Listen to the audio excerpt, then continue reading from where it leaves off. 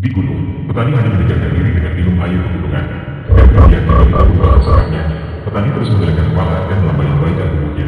Pedagang yang lewat melihat kejadian ini, bersiap untuk mendekat dan menyelidiki. Akhirnya, petani merebut keranjang kayu dari tangan pedagang itu. Lalu dengan gila-gilaan, dia membasahi dan memercikan air pegunungan di sekitarnya, mengisi air di kapasnya sendiri. Hal ini membuat pedagang garam di sampingnya merasa sangat bingung. Kamu ini sedang melakukan apa? Apa yang sedang kamu lakukan? Kamu bahkan tidak mengerti hal ini. Petani dengan wajah tak terhormat membalas pertanyaan pedagang garam. Apa yang akan terjadi jika kapas ini basah? Ternyata, petani ini merantau dari generasi ke generasi dengan menjual kapas demi hidup. Mereka selalu hidup dengan prinsip kejujuran. Tidak disangka, hari ini hanya karena minum air pegunungan. Akhirnya tidak mampu menahan godaan dunia ini.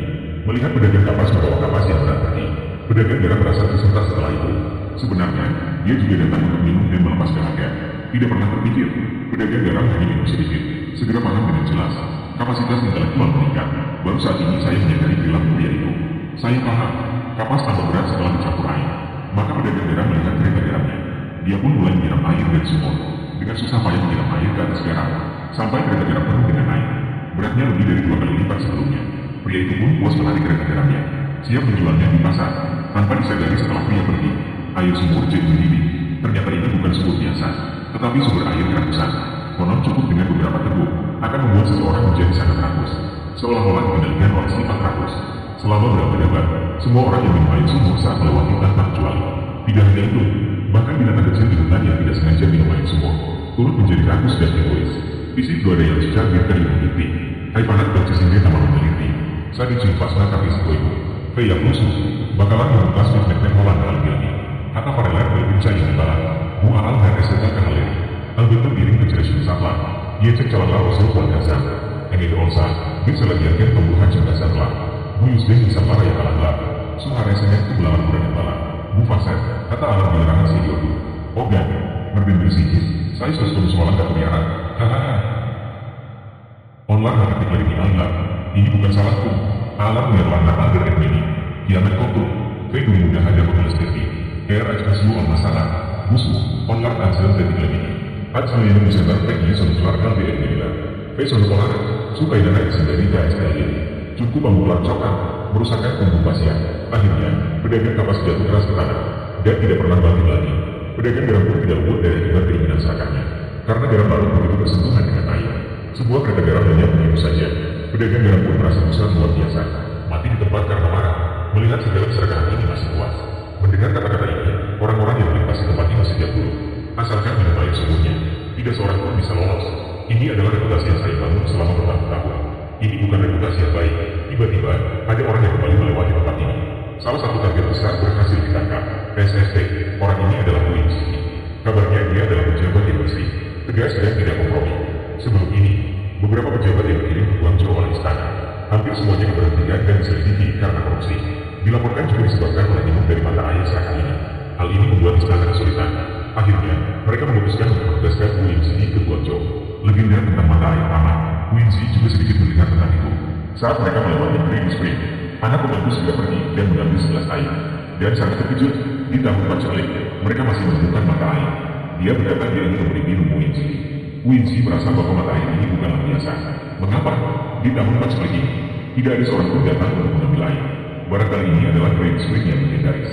Ketika ini dikatakan, anak pembantu terkejut sampai meninggalkan segelas air. Namun, detik berikutnya Wincy memutuskan untuk minum. Hahaha, sangat menyenangkan. Saya sudah dewasa, tidak takut menjadi pejabat korup. Wincy mengatakan dia tidak percaya pada hal itu. Apakah rakus atau tidak tergantung pada kemauan individu. Tidak ada hubungannya dengan mata air ini. Wincy akan menggunakan tindakan nyata untuk mengakhiri bentukan korupsi, mengubah takdir, dari sekarang hingga masa depan.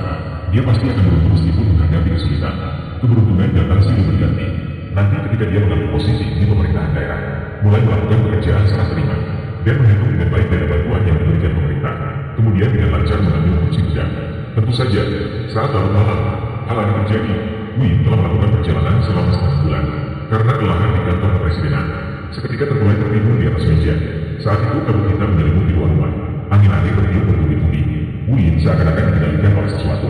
Seketika dia duduk bangun dan mulutnya masih memuntahkan asap hitam. Detik berikutnya, Win terbangun dengan terkejut, hanya melihat asap hitam berjatuh ke arahnya dan mengontrol tangannya, mencoba memaksa Win untuk mengambil kunci gudang. Win berusaha sekuat tenaga untuk melepaskan diri. Kemudian ketika dia mulai bekerja di kantor lokal, tetapi Wei menggunakan tekad yang kuat, akhirnya berhasil melepaskan diri dari asap hitam. Dalam kepanikan, lampu minyak juga terjatuh ke tanah. Wincy segera lari keluar rumah. Hasilnya, asap hitam bahkan berkunci, mengejar Wincy tanpa henti. Wincy belum lari jauh, sekali lagi terjebak oleh asap hitam. Berjalan dengan susah payah, menarik kaki yang berat. Melihat suara, si anak buah segera keluar untuk memeriksanya. Tetapi hanya mendengar suara. Melihat sekeliling tetapi tidak melihat bayangan tuanku. Si anak buah merasa sesuatu tidak beres. Segera membawa lentera dan mencari tuan yang diperintahkan. Akhirnya melihat tuan sedang dikuasai oleh gumpalan asap hitam. Wincy dengan pikiran terakhirnya memberitahu anak buah, cepat ceritakan kisah Boyi dan Shuki kepada saya. Si anak buah segera mulai membacakan tentang Boyi. Lu Xiaomi juga begitu. Yang mendengar tentang semangat Boyi. Terakhir,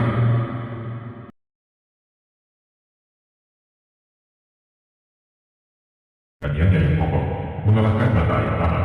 Kabut hitam perlahan menghilang. Mereka melihat sendiri kejahatan Tan Kuan.